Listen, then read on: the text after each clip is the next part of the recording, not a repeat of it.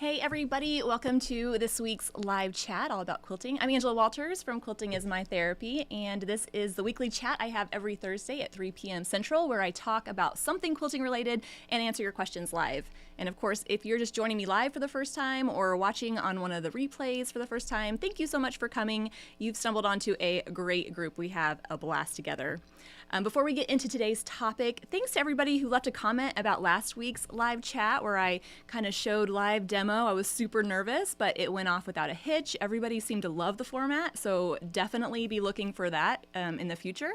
In fact, this live chat almost seemed stress-free compared to how much thinking I was doing about last week. So super excited that you liked it, and I'm looking forward to doing more actual quilting on the live chat.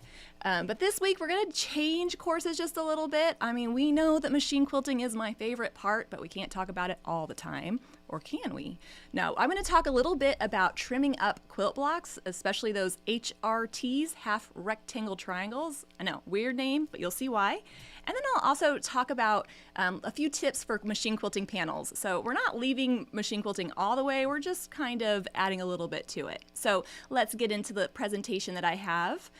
So if you caught the most recent episode of the Midnight Quilter, you saw this quilt, the Woodland Drive quilt.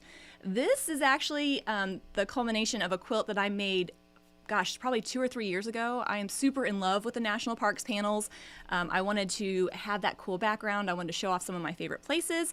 And then I just never got around to writing the pattern. But then when I started doing the Midnight Quilter, I thought, this is the inspiration I need to get this pattern done. So I'm so excited to finally have the pattern finished and have it available. So we're going to be talking about half rectangle triangles. So one of the questions, Linda, somebody asked, I think Karen asked, are the panels appliqued on the background or are they pieced? And so I quickly threw in a quick little breakout of the diagram of how it's actually put together. So it's made with half rectangle triangles. Now, if you've been quilting for any amount of time, you probably know what a half square triangle is, where it's 2 triangles that make a square. These are just 2 triangles that make a rectangle. Not difficult to piece, and they're not really difficult to trim, but there's just a couple things to think about. And as I did the Midnight Quilter video and the pattern, I thought, oh, I could really go into a little bit more detail in this. And so I thought, you know, we'll just brush up on our piecing techniques and learn something together. So first, let's talk about trimming the blocks and why it's different than half square triangles. So here is a half square triangle, and if you've ever trimmed one of these blocks, or HST, you might hear it called, you know that you want that seam to go directly from corner to corner, right? That seam, if it goes all the way from each corner, when I add my 1/4 inch seam, pretend that this is now pieced in, I'll have that beautiful sharp point. So that makes trimming really easy, almost mindless, right? I just gotta make sure that that line goes from the corner to corner, that seam. But when we start talking about half rectangle triangles, that's not necessarily the case. So here's an example of an HRT, and I've been working on making sure I say the right letters, but hopefully I don't get them transposed, but you'll know what I'm talking about. But you can tell here, if I just trim my half rectangle triangle so that that line goes directly from corner to corner, when I add the 1/4 inch, it's not necessarily going to go to that corner, and it might not give me those nice, sharp, perfect points. Okay, so let's pause here a second. You all that have been on any of my chats know that I'm not a perfectionist. Close enough is good enough. I am definitely not going to stress about this, but I know that there's people out there that have more attention to detail than I do, or want their points to be perfectly pieced. And so if we want that finished HRT block to have the seam come all the way perfectly to the corner, we have to trim it just a little bit differently than we would a half square triangle. Now, there's actually 2 ways you can go about it, and I'm going to show you the 2 ways. And I'm going to talk about the pluses and minuses of both, and you can kind of decide, if you decide to make this quilt or anything with these blocks, you can decide how you want to go about trimming up your blocks. So the first one, we're going to use the reference lines on our ruler to trim it, okay? So let's pretend I have a HRT, and I want it to trim to 3.5 by 5.5. So what I'm looking at is actually a 1/4 inch inside of that line. So if that's the 5.5 mark I'm going for, I am actually wanting to line the seam up on 1/4 inch inside. I'm imagining if I sew it together, that means it will come perfectly to the point. So this is great because I don't have to do any additional marking, but I tell you what, you start throwing this at me and sometimes I just have a really difficult time. So this is why this technique isn't necessarily my favorite, but it definitely is the one that is the quickest. So let's look at this HRT block. I want to trim it 3.5 by 5.5. And so I have that seam centered on that dot that's just a 1/4 inch inside my reference line, or the outside of my ruler. So here's a little bit closer up for you. My 3.5 inch line, but I don't want that seam to go all the way to the edge. I want that seam to cross a 1/4 inch inside. So once I have it positioned just so, where they're both where they need to be, and that means sometimes the ruler gets, tweaked a little bit, just making sure it's right there, then and make sure it's right, and then ever so carefully trim the top and the side. So I have something like this. Looking kind of weird, well, I still have to trim the other sides, can't forget that. So I'll turn it around and I'll do the same. And as I line it up and make that 3.5 by 5.5 inch cut, it should perfectly come on that 1/4 inch line. And that means when it's trimmed, that seam will be just off. So if you're trimming half square triangles and it looks like this, it's wrong. But if you're trimming HRTs and it looks like this, it's right. Whew, so many things to think about.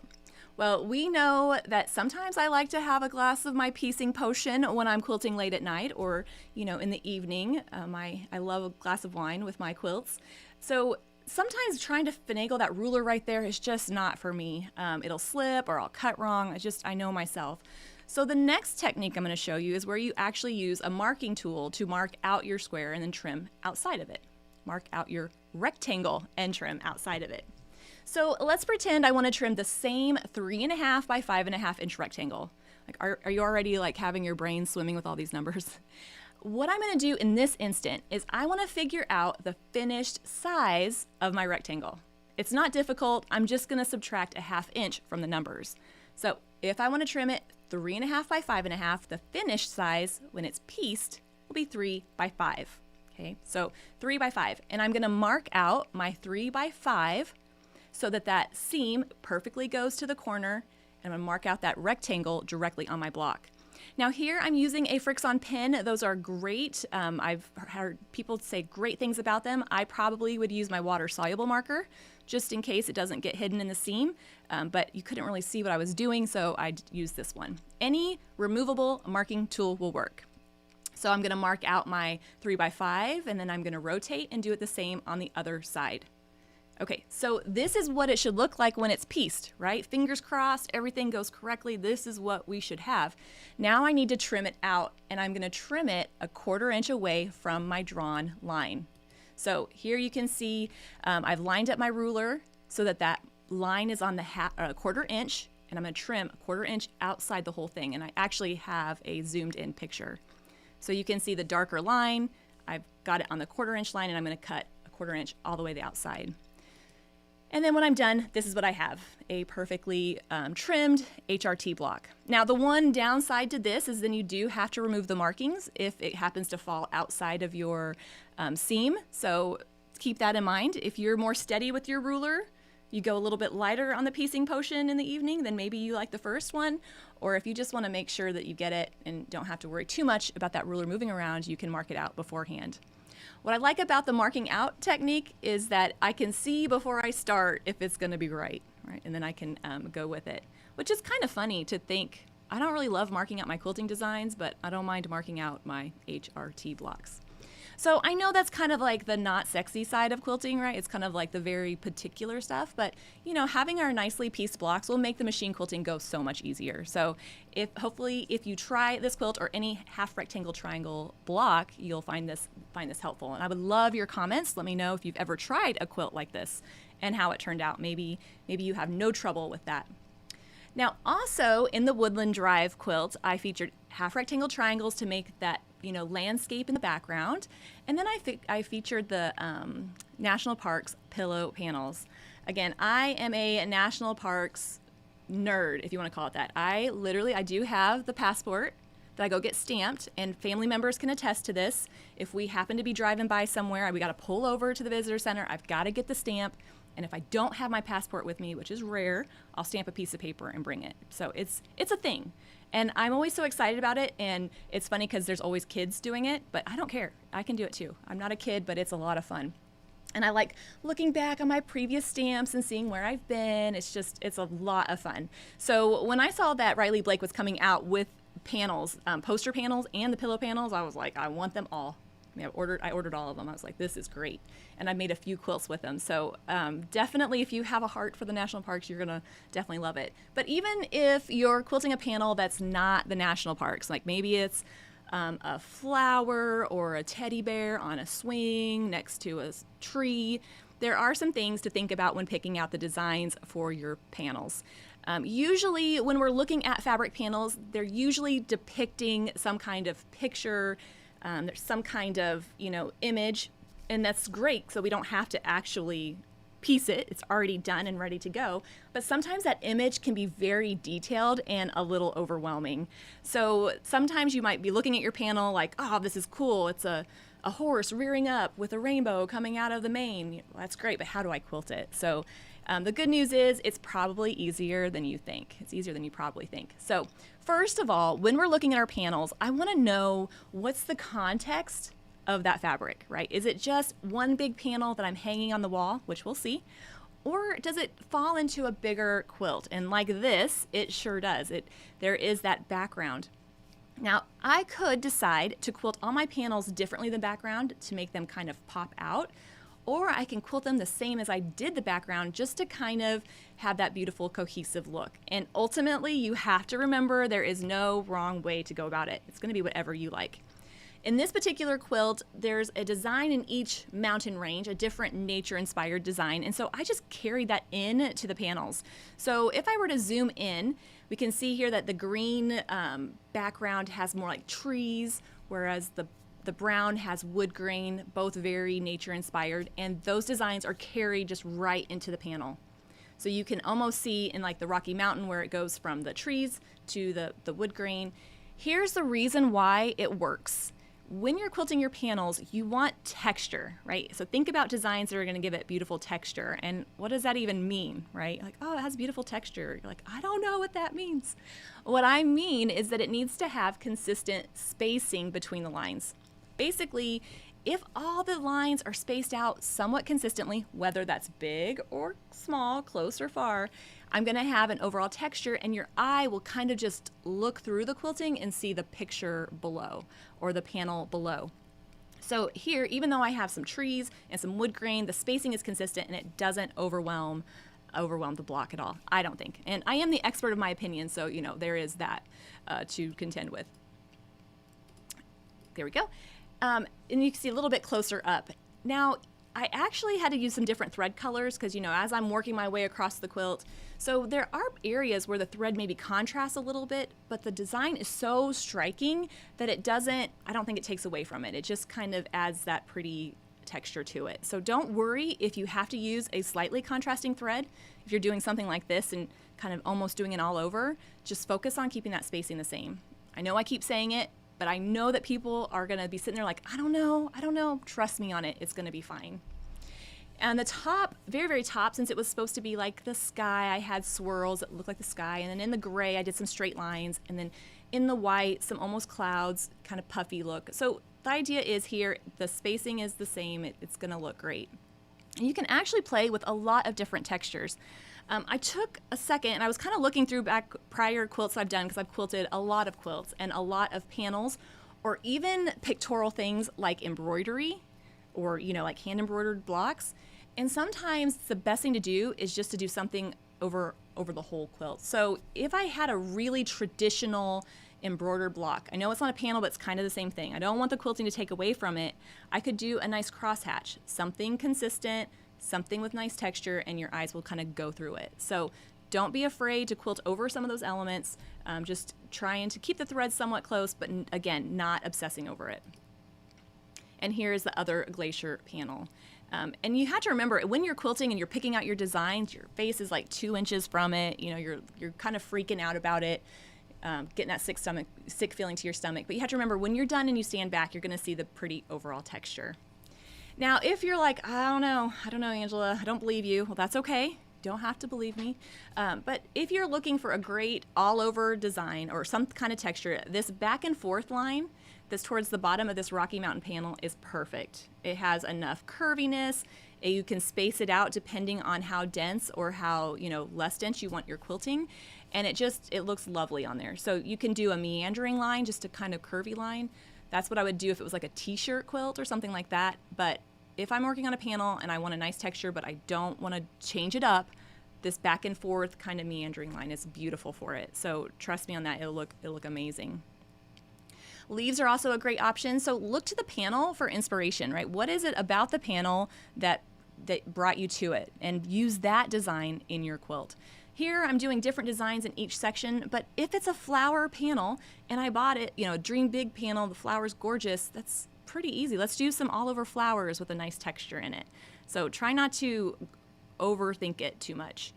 And then here we can see, now let's change up a bit. So the pillow panels, they're smaller. I'm kind of quilting them with an all over texture, but when a panel stands out on its own, you can really have fun with it. Now, I'm not going to go into too much detail with this because I did a live chat on thread painting. I did a live demo on thread painting with this quilt, but this is the decor for my basement, national parks. And so I have a pillow panel or a poster panel of the parks I've been to. So you can add detail or go along the lines of your panel, but here's the thing to remember. It doesn't have to be literal. It doesn't have to be literal. It doesn't have to be every detail. So there was a great question, tips for quilt, somebody asked, tips for quilting the smaller pillow panels with thread painting, adding all that detail. Truthfully, it can be a little difficult to thread paint details on a little panel. So you can just combine elements or pick bigger things to focus on, and when it gets pretty small, just go over the whole thing. So if we were to look at this panel, this really kind of illustrates what I mean. I have this big, beautiful buffalo or bison right in the front, but as the perspective goes back, they get smaller and less detailed. Well, as they get less detailed, I'm not going to try to thread paint in every one of those little tiny buffalo. It's going to take away from the main one, and it's just going to be too difficult. Okay, let's be honest. It's just because it's going to be too difficult. So I just did a nice all-over design over that area. So if you're quilting a smaller panel and you want to thread paint, still great. I think you should do it, but look for those bigger elements. So this is kind of the same idea. I'm looking for texture. I'm adding some detail. I'm letting the panel determine where I put the designs. I mean, somebody has already done all the work to put the color placement just so I don't have to rework this. But when I get to the trees section, maybe adding something that looks kind of like trees, a little more jagged. So just kind of using that as inspiration. And again, it doesn't have to be over the top. It doesn't have to be quilted to death, unless you want to. But if you want to quilt it to death, then you can do something like this. So adding more detail to the bigger elements, using different thread colors to pull that out, and really just having fun with it. Quilting these panels is such a fun way to practice free motion quilting. A few people that were type chatting before we went live were saying, I love panels for practicing my free motion. I love them because they're a jump start to a project. You can finish up that quilt pretty fast. You have quilts that show pictures that would be really difficult to piece. So a lot of fun and adding detail with those. So try to enjoy the process. And the last thing I'll leave you with before not leaving the pictures is really play around with thread colors. You can paint with your threads by kind of using them to pull out different elements of your panel. So let's say I had my Dream Big panel. I couldn't find all my pictures of that, but maybe I want to highlight the center of that flower and the rest is going to be a different color. Maybe it's contrasting one area and blending in the other. That different contrast is going to help areas pop out and hide. Now, in the past, I do that with my quilting to help hide or highlight piecing, but here we're just using that as a way to kind of show off parts of the panel. Not necessarily the piecing so much, but what we love about the panel. But ultimately, there's a lot of talking to say just quilt what you like and show off the parts of the panel that are your favorites. So hopefully you found that a little helpful to see the pictures, but there are a couple things I want to talk about because there were some questions that came through beforehand, and Jessica has been over here writing your questions so I can address those as well. First of all, Linda said, when I make HRT blocks, I always waste too much fabric by making them bigger and trimming them down. Surely there's got to be a different way. Well, I haven't found it. Now, that doesn't mean I've been looking for it because I definitely am not as skilled on the piecing side as I am on the free motion machine quilting side. But it's so much easier to make them a little bit bigger and then trim them down. It'll just save you a little bit of heartache with the blocks. In the pattern, the Woodland Drive pattern, you piece them bigger and trim them down. It does waste fabric, so you kind of have to decide how you feel about that. Kind of wrestle with that on your own. Jessica will pull me the questions. I'm about ready for them. The one thing I have to say, it's not a question, but it just made my day. Tamara, you made my day. So a couple weeks ago, we were type chatting, and Tamara was like, I've been quilting samples, and I'm afraid to jump into a quilt. What should I do? And I'm like, just do it. Go for it. You could just do it. Just do it. Like, there's no like wading into it. You just got to start the quilt. And she said she was so encouraged. She did it and actually loved it and is on her 3rd project. So yay, Tamara. I wish my kids listened to me as much as you did. So thank you for that. So you just have to have fun with it. So if you have those really pretty panels that you have sitting around and you're afraid, you're like, I'm super nervous to quilt them, just do it, right? You'll have it finished. It will look great. Will I have anything that you can download explaining how to trim up your half rectangle blocks? Yes, I will. I don't have anything right now, but I have all those pictures. I'm going to put it into a blog post. So it will be on my website, and then I'll link to that in the description box when I get that done. So as I was making all those pictures, I thought, oh, this is silly. I should make this a blog post. I already have all the pictures. So yes, there will be some step-by-step pictures that you can refer to. That way you don't have to go pause each time. When I change thread colors, do I also change the bobbin thread color? Very, very good question. And this is one that comes up a lot. And I have to tell you, when it comes to thread color, you got to do what you like. You got to do what you do. I'll tell you what I do, and you can decide if you want to try that. So I used to always say, and those of you that have been in my live chats know this and probably can repeat it verbatim, when I started machine quilting, really clear on up to the last 2 years or so, I always match the bobbin thread to the top thread, the color, not the weight. You don't have to match weights, or you don't have to match types or what it's made out of, but it really helps hide any pokies, right? This came from a traumatic experience when I was quilting for customers. Somebody gave me a hot pink top quilt and a white backing and wanted me to quilt it with pink on top and white on the back. And you know, when you're thinking, your brain is saying, don't do it, and then you're like, sure, I'll do it. I knew I shouldn't have done it, and I did. And what happened is sometimes the white showed on the top and sometimes the pink showed on the back. It was just, she wasn't happy, I wasn't happy. It was just really not fun. So now I would always match the thread color, so it helps kind of hide any of those little pokies. It's almost impossible to keep perfect tension the whole time you're machine quilting. So I'm not gonna fight it like that. However, if you don't mind the occasional pokey, it's fine. Then definitely match your, change up your thread colors. But about a couple years ago, I got hopelessly addicted to pre-wounds, and I love pre-wound bobbins now. So that's what I use exclusively. The problem is pre-wound bobbins don't come in all the colors of thread that I have. So what I do is, instead of matching the thread color, I match the value. So if I'm using a darker color on the front, I'll use a neutral and a dark value on the back. So let's say I'm doing a dark navy or a dark pink, then I might do a dark gray on the back, and that same value helps hide any of those errors. But ultimately, try both, see which makes you feel better, which makes you feel not as bad, and pick the one you like. That's how I handle it. Oh, good question. With hand-pieced quilts, do I treat them differently when machine quilting them than machine-pieced? Do they need to be quilted more densely? Great question. I haven't been asked this one in a while. I am so glad I live in an age where I don't have to hand piece. I don't mind English paper piecing, but like if I had to hand piece a whole quilt, I probably wouldn't be a quilter right now. Let's just be honest. There's not enough piecing potion in the world for that.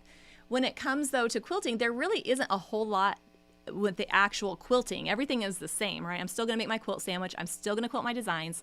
I would quilt them more densely just because I like the look of it. But the more dense quilting is going to help secure those seams and make it a little bit stronger. I would stay away from stitching in the ditch only because it's not going to give it enough stability. That's, again, my opinion. Don't comment on here being like, that's wrong. I'm just saying what I would do. But the one thing I would do different, if I'm machine quilting a quilt that I didn't hand piece, which let's be honest, that's what's going to happen. I'm not hand piecing it. I would be very careful for holes. I'd be on the lookout, making sure there's no gaps in the piecing, because you could easily quilt your machine, or quilt your foot into your quilt, and that's not fun or easy to get out. So I would just be really careful about any holes in the seams. But other than that, you can just have fun with it. Where can I purchase the Dream Big Panel? So the Dream Big Panel is a big flower. I don't think we have them on the website anymore. I think we're all sold out of it. I think we don't. I'd have to double check that, but you can check your local quilt shop or online. They're still out there in a lot of fun different colors, and a great way to practice different designs. I also have the Flora and Foliage panel, which isn't a stylized picture of the flower, but it is a big flower in the middle. Oh, this is the best question. Good one for including this one, Jess. What art experience did I have before I started quilting? Zero. I love it because I think sometimes we look at people that are, artistic and you're like, oh, they must have been born with it. No art experience. Now, I've always loved doodling, always loved doing that, but I don't think that really constitutes as high art. The extent of my training is fast food and French fries, right? So here's the thing, though. This is a common debate with some of my friends and I and loved ones around my house and stuff. Is it a skill or is it a born talent? And I would argue that creativity, that quilting, anything like that is a skill that you build up with practice. I really believe that. Nobody is born knowing how to quilt. Everything takes practice. Do some people pick it up easier? Well, sure, but that doesn't mean that we can't learn it. So that's not the question you asked. I'm just expanding on it. But the idea is you don't have to have art experience to be good at it. It just takes some practice. And so that's what I try to do with my chats and everything that I put out there. It's supposed to be fun. It's supposed to be enjoyable. And it just takes a little practice, I promise. It always breaks my heart when I talk to people that are like, I'm not creative. And I'm like, well, it just takes trying it, and you get creative through doing it. But if you want to machine quilt or make a quilt, you're sitting there thinking, I never could do it. I can't do it. I don't know. Trust me, you can. I failed the sewing machine test twice in home ec. I never stitched anything more complex than a pillow until I met my husband's grandpa, who taught me how to quilt. And he's the one that set me on this journey. So I'm telling you what, if I can do it, you can do it. I'll stop there because I can get super, preachy about it. But no art experience, just lots of practice and lots of Googling and looking up stuff on YouTube. So very, very fun. Okay, a couple last minute things, and then I'm going to wrap it up and let you guys go. Somebody commented, where can I find your challenges? Where can I find your videos? All my videos live on my YouTube channel. So Angela Walters Quilting, YouTube, you can find it there. Or you can go to my website, and I have links to all of them there. So you can go to quiltingismytherapy.com. I have done classes in the past for online providers, but all of my current stuff, I'm producing all myself, so it's only going to be on my website or the YouTube channel. But the good news is it's all free. And it's all out there indefinitely. So I don't charge anything for watching the videos or participating. My goal is to get as many people into it that love to do it. So if you have checked out any of those videos or you like any of these chats, I hope you'll give me a thumbs up, leave a comment on the video. It lets YouTube know that you like it, so they'll suggest it to more quilters. Well, I'm going to wrap up and head out, but next week we'll be back again on Thursday at 3 p.m. Central, and I'm going to talk about how to quilt pictorial blocks, or blocks that look like things like trucks and flowers and things like that. This is actually a suggestion from one of my Build-A-Quilters, our Block of the Month program. She said, Brandy said, you've got to show how to quilt trucks. I don't know how to do this. So I'm going to talk about how do you convey detail without having to go over the top and making it difficult. So I hope you'll join me next week for that. I hope you all stay safe and have a great, great week. And until next week, happy quilting. Bye, everybody.